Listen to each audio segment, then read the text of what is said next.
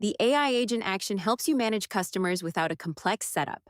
However, getting the perfect responses without the relevant business context is difficult. We've made it easier by adding knowledge-based search to the action. Let's check what has changed and how it works.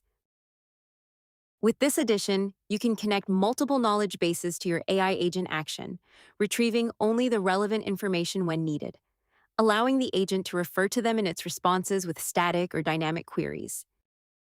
Let's go over how to add knowledge-based search to your agent's toolset. Add an AI agent action, then click plus Add Tool. Pick knowledge-based search as a tool inside the selector. Choose which knowledge bases the agent should search. Define a search query, then set the number of chunks the agent retrieves from the knowledge base. By using this tool, you can avoid front-loading the prompt with pages of business context, keeping your prompt light, reducing token usage, and delivering more accurate, grounded responses. We hope you enjoy it.